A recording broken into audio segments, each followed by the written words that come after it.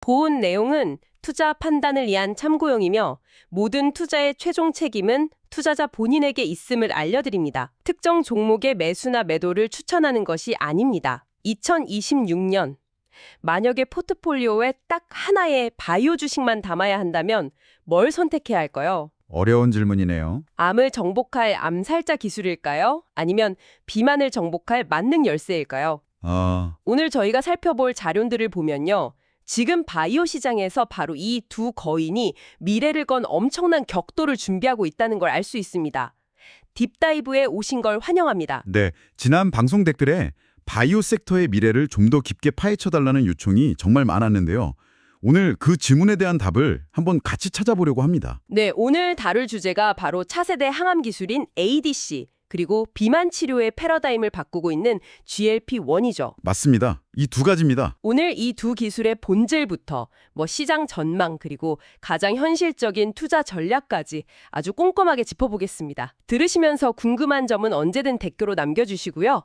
자, 그럼 첫 번째 주제부터 시작해볼까요? 네, 좋습니다. 지금 시장의 주인공인 ADC의 시대를 끝낼 게임 체인저다. 이런 말까지 나오는 DAC. 이 기술부터 한번 제대로 들여다보죠. 좋습니다. DAC를 이해하려면 일단 지금 챔피언인 ADC를 먼저 알아야겠죠? 그렇죠. 항체 약물 접합체라고 하는데요. 쉽게 말해 항체라는 유도탄에다가 독성 화학물질을 실어서 암세포만 정밀 타격하는 기술입니다. 지난 몇 년간 시장을 정말 뜨겁게 달궜던 기술이고요. 네, 저도 아주 익숙합니다. 국내 기업들이 이걸로 대규모 기술 수출했다, 이런 뉴스가 계속 나왔으니까요. 그런데 DAC는 이게 ADC의 단순한 개선판이 아니라고요? 그게 핵심입니다. 개선판이 아니라 아예 시장의 판도를 바꾸는 대체제가 될 수 있다는 평가가 나오고 있어요. 대체제요? 네. 비유하자면 스마트폰이 피처폰 시장을 그냥 완전히 없애버린 것과 같다고 볼 수 있죠. 와, 대체 어떤 기술이길래 그런 평가를 받는 건가요? 자, 지금 화면에 보이는 애니메이션을 한번 같이 보시죠.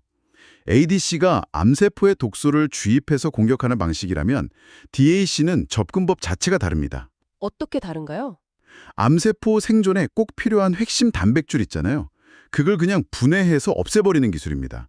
그래서 암살자라는 표현이 더 잘 어울리죠. 잠시만요. 분해해서 없앤다는 게 잘 와닿지가 않는데요. 그러니까 기존 약물처럼 기능을 억제하거나 막는 게 아니고요. 네, 아닙니다. 존재 자체를 그냥 지워버린다, 이런 뜻인가요? 정확한 표현입니다. 프로탁이라는 기술을 활용하는데 더 쉽게 말해볼까요? 우리 몸에 원래 있는 폐기물 처리 시스템을 이용하는 거예요. 우리 몸의 시스템을요? 네, 암을 유발하는 단백질에다가 이건 폐기물이니 갖다 버리세요. 이런 딱지를 딱 붙이는 거죠. 그러면 우리 몸의 세포가 아주 자연스럽게 그 단백질을 청소해버립니다. 와, 발상이 완전히 다르네요. 외부에서 가져온 도구로 공격하는 게 아니라 우리 몸의 시스템을 이용해서 스스로 청소하게 만든다니. 바로 거기서 결정적인 차이가 생기는 겁니다. ADC가 쓰는 독소는 암세포가 자꾸 맞다 보면 내성이 생겨요. 그래서 약효가 떨어질 수 있거든요. 그렇죠. 내성 문제가 있죠. 하지만 DAC는 한 분자가 도미노처럼 수백 개의 표적 단백질을 연쇄적으로 파괴합니다. 촉매 방식으로 작동하는 거죠? 네. 그래서 내성이 생길 가능성은 훨씬 적고 효과는 비교도 안 되게 강력합니다. 단 한 번의 공격으로 끝나는 게 아니라 연쇄 반응을 일으킨다. 그 말씀은 기존 항암제가 적의 보급로를 차단하는 방식이었다면 DAC는 적의 지휘본부를 직접 타격해서 시스템 자체를 무너뜨리는 개념으로 봐야겠네요. 와, 완벽한 비유입니다. 그리고 더 중요한 게 있어요. 기존의 어떤 약으로도 공략이 불가능했던 KRAS나 MYC 같은 아주 고약한 암 유발 단백질까지 표적으로 삼을 수 있다는 겁니다. 그게 가능한가요? 네, 이건 정말 새로운 문이 열리는 것과 마찬가지죠. 그렇다면 시장의 평가는 어떻습니까? 이 정도 잠재력이면 숫자로도 분명히 나타나야 할 텐데요. 그게 또 재미있는 부분입니다. KB증권 같은 곳 리포트를 보면 ADC 시장이 2030년까지 한 500억 달러 규모로 성장할 거다 이렇게 전망합니다. 네, 저도 본 것 같습니다. 틀린 말은 아니에요. 하지만 제 20년 경험에 비춰보면요. 이건 나무만 보고 숲은 못 보는 분석일 수 있습니다. 숲은 못 본다. 네, 진짜 전쟁은 포스트 ADC, 즉 DAC 시대에서 벌어질 겁니다. 포스트 ADC 시대라 어떤 근거로 그렇게 보시는 거죠? 지금 화면에 보이는 그래프를 한번 보세요. 2030년 DAC 시장 규모를 1,000억 달러 이상으로 예측하고 있잖아요. 저는 이게 오히려 보수적인 예측일 수도 있다고 봅니다. 더 커질 수 있다고요? 그렇죠. IMF 외환위기 때 다들 끝났다고 했던 반도체 치킨 게임에서 끝까지 버텨던 삼성이 결국 시장을 독식했던 역사를 기억해야 합니다. 지금 글로벌 빅파마들이 이 닭 플랫폼 기술을 선점하려고 정말 혈안이 되어 있어요. 그 기술을 먼저 잡는 기업이 미래 항암제 시장의 새로운 삼성이 될 수 있다. 이런 말씀이시군요. 바로 그겁니다. 그렇다면 우리가 주목해야 할 핵심 플레이어는 누가 있을까요? 일단 한국의 오른 테라퓨틱스를 먼저 꼽고 싶습니다. 2025년에 1,000억 원대 투자 유치를 목표로 하고 있는데 벌써부터 글로벌 빅파마들이 기술 검증하려고 줄을 서 있다는 이야기가 들려와요. 아, 오름 테라퓨틱스. 그리고 미국의 C4 테라퓨틱스는 거대 제약사 머크랑 무려 25억 달러, 우리 돈으로 3조 원이 넘는 계약을 맺었죠. 기술력은 확실히 입증한 셈입니다. 듣기만 해도 가슴이 뛰는 이야기니 사실 이런 초기 기술 기업은 그만큼 리스크도 어마어마하지 않습니까? 투자자 입장에서 가장 현실적인 조언을 해주신다면요. 첫 번째 실전 팁입니다. 이런 초기 바이오텍, 아시다시피 변동성이 정말 살인적입니다. 그렇죠. 지금 당장 투자하시라는 이야기가 절대 아닙니다. 가장 중요한 건 2026년에 나올 이 기업들의 초기 임상 일상 데이터예요. 2020년 임상 데이터요? 네, 이게 생존과 대박을 가르는 첫 번째 관문입니다. 달력에 빨간 펜으로 표시해두세요. 이 데이터가 어떻게 나오는지를 반드시 확인하고 움직여도 절대 늦지 않습니다. 알겠습니다. DAC는 2026년 임상 데이터라는 큰 산을 넘어야 하는 그야말로 고위험 고수익의 미래 기술이다. 이렇게 정리하면 되겠군요. 맞습니다. 그런데 말이죠. 바이오 시장의 다른 한 축에는 이미 시장을 폭발적으로 성장시키고 있는 현재의 거인도 있지 않습니까? 아, 그렇죠. 사실상 제약 바이오 시장 전체를 먹여 살린다고 해도 과언이 아닌 비만 치료제 말입니다. 네. DAC가 아직 가능성의 영역에 있다면 GLP-1은 이미 현실에서 1,000억 달러가 넘는 시장을 만들어낸 검증된 거인이라고 할 수 있죠. 위고비, 마운저로 같은 이름들 이젠 다들 익숙하실 겁니다. 그럼요. 화면의 타임라인을 보니까 발전 속도가 정말 놀랍네요. 2017년에 일주일에 한 번 맞는 위고비가 나왔을 때도 혁명이라고 했는데 그때 정말 대단했죠. 불과 5년 뒤인 2022년에는 두 가지 호르몬을 동시에 건드리는 마운자로가 나와서 체중을 20% 가까이 줄여버렸어요. 정말 무서운 속도로 진화하고 있는 것 같아요. 맞습니다. 이건 단순히 살 빼는 약 이런 개념을 넘어서는 거예요. 비만 때문에 생기는 수많은 만성질환을 관리하는 치료의 패러다임 자체를 바꾸고 있는 겁니다. 패러다임을 바꾼다. 그런데 2026년에는 이보다 더한 혁신이 우리를 기다리고 있습니다. 딱 3가지 흐름만 기억하시면 됩니다. 3가지요? 뭔지 정말 궁금하네요. 첫째, 트리플 작용제의 등장입니다. 화면 왼쪽 그래픽을 보시면 일라이릴리의 레타트루타이드라는 약물인데요. 레타트루타이드. 기존의 2가지 호르몬에다가 글루카곤이라는 3번째 엔진을 추가했어요. 그 결과가 어땠냐면 임상에서 체중을 무려 28%까지 줄였습니다. 거의 위절제 수술에 가까운 효과를 보인 거죠. 2026년 승인이 아주 유력합니다. 28%라니 정말 상상하기 힘든 수치네요. 그런데 이렇게 효과가 강력하면 좀 안전할까 하는 우려도 들기는 하는데요. 아주 중요한 지적입니다. 당연히 효과가 강력해지는 만큼 부작용 관리도 핵심적인 과제가 될 겁니다. 자, 2번째 혁신은 바로 먹는 약, 즉 오랄 시대 본격적인 개막입니다. 아, 경구용이요? 네, 릴리의 오프그리프론, 노보노디스크의 아미크레틴 같은 먹는 약들이 지금 대기 중이죠. 이건 단순히 편의성 개선 이상의 의미가 있을 것 같은데요. 제 주변만 봐도 매주 스스로 주사를 놓는다는 것에 대한 심리적 장벽이 꽤 크거든요. 그럼요. 먹는 약이 나온다면 시장 규모 자체가 완전히 다른 차원으로 확장될 수 있는 일종의 기폭제가 될 수 있지 않을까요? 정확합니다. 비즈니스에서 편의성은 곧 시장 지배력입니다. 주사를 무서워하거나 번거로워하던 그 거대한 잠재 수요층이 시장으로 한 번에 유입되는 계기가 될 거예요. 그렇군요. 마지막 3번째는 적응증 확장입니다. 단순히 비만 치료를 넘어서요. 심부전, 만성신장병, 그리고 최근에는 알츠하이머 같은 뇌질환까지 치료 영역을 넓히고 있습니다. 와, 이제는 비만약이 아니라 그냥 만성질환 관리 플랫폼이라고 불러야겠네요. 이건 시장 규모가 단순히 더하기가 아니라 곱하기가 되는 개념인데요. 바로 그겁니다.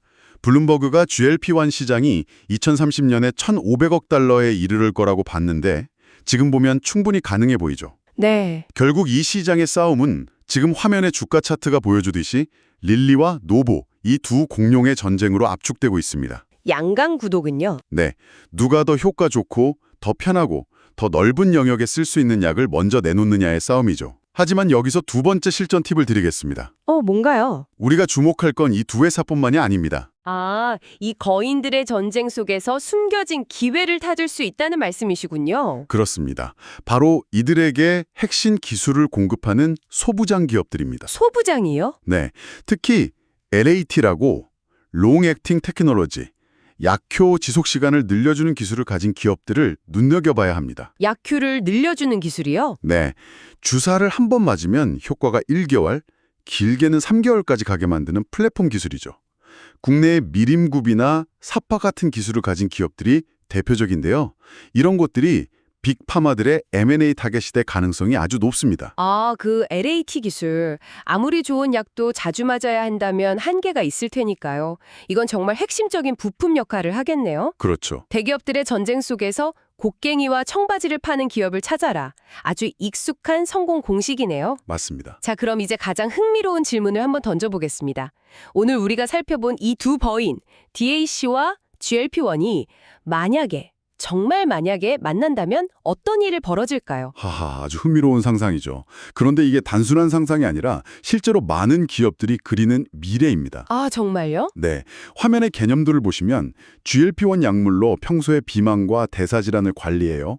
그러면서 비만 때문에 발병률이 높아지는 특정 암들을 DAC 기술로 예방하거나 정밀하게 치료하는 거죠. 맞춤형 콤보 전략이군요. 바로 그거죠.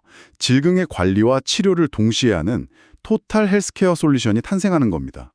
이건 바이오 시장의 패러다임이 완전히 바뀌는 걸 의미할 수도 있습니다. 와, 그래서 2026년을 준비하는 분들을 위해 제가 개인적으로 점검하는 체크리스트를 한번 만들어봤습니다. 화면 오른쪽 박스를 한번 보시죠. 네, 보겠습니다. 첫째, 내 포트폴리오에 오름이나 C40 같은 DAC 플랫폼 기술의 가능성을 담아두고 있는가. 둘째, 릴리와 노보의 차세대 신약 승인 일정을 꾸준히 추적하고 있는가. 마지막 셋째, LAT처럼 핵심 기반 기술을 가진 숨은 강소기업에 관심을 두고 있는가. 이 세 가지 질문을 스스로에게 던져보셔야 합니다. 정말 중요한 체크리스트네요. 마지막으로 이런 유망한 기술에 투자할 때 투자자들이 가장 경계해야 할 점, 리스크 관리 팁을 좀 주신다면요. 세 번째 실전 팁입니다. 아무리 좋아 보여도 바이오 투자는 몰빵이 가장 위험합니다. 몰빵. 네, 제 경험상 이건 절대 불변의 원칙이에요. 전체 포트폴리오의 10% 미만으로 비중을 조절하시고 임상 데이터 발표 같은 핵심 이벤트 전후에 극심한 변동성을 관리하기 위한 스톱로스, 즉 손절매 전략은 선택이 아니라 필수입니다. 네, 명심하겠습니다. 오늘 정말 방대한 이야기를 나눴는데 이 두 기술 엄청난 잠재력만큼이나 리스크도 커 보입니다. 투자자로서 어떤 태도를 가져야 할까요? 2000년대 닷컴 버블 때를 생각해 보시면 됩니다. 수많은 IT 기업들이 하루아침에 사라졌지만 그 잿더미 속에서 아마존과 구글 같은 기업이 살아남아서 세상을 바꿨죠. 그렇죠. 지금 바이오 섹터가 바로 그 옥석 가리기가 그 어느 때보다 중요한 시점입니다. 특히 DAC는 아직 상용화된 약이 없는 정말 초기 기술이라서 임상 실패의 위험이 항상 존재한다는 점 절대 잊어서는 안 됩니다. 단기적인 주가 등락이나 시장의 소문에 흔들리지 말고 그 기술의 본질과 임상 데이터라는 팩트에 집중하는 장기적인 관점이 필요하다. 이 말씀이시군요. 정확합니다. 오늘 내용을 한 줄로 요약해보죠. 네. 고위험을 감수하고 극적인 반전을 노린다면 DACC의 플랫폼 기술을, 보다 안정적인 성장을 원한다면 GLP-1 시장의 지배자들을 추적하십시오. 그리고 항상 이 두 기술이 융합될 가능성을 머릿속에 넣어두셔야 합니다. 이 신약들 덕분에 미래에는 회식 다음 날 죄책감 없이 체중 관리가 가능해질지도 모르겠습니다. 하하. 그럴 수도 있겠네요. 하지만 우리 투자 계좌는 잘못된 판단 한 번에 엄청난 죄책감을 안겨줄 수 있으니 항상 공부하고 또 공부해야겠죠? 재치 있는 마무리네요. 결국 바이오 투자는 미래를 읽는 과학과 흔들리지 않는 인내의 싸움입니다. 폭풍우 치는 바다에서 살아남으려면 현명한 항해사가 되어야 하는 그런 부대죠. 오늘 내용이 도움이 되셨다면 구독과 좋아요, 알림 설정 꼭 부탁드립니다. 여러분의 클릭 한 번이 저희가 더 깊이 있는 분석을 준비하는데 정말 큰 힘이 됩니다. 네, 큰 힘이 됩니다. 다음 시간에는 더 흥미로운 주제로 돌아오겠습니다. 또 만나요. 딥다이브였습니다.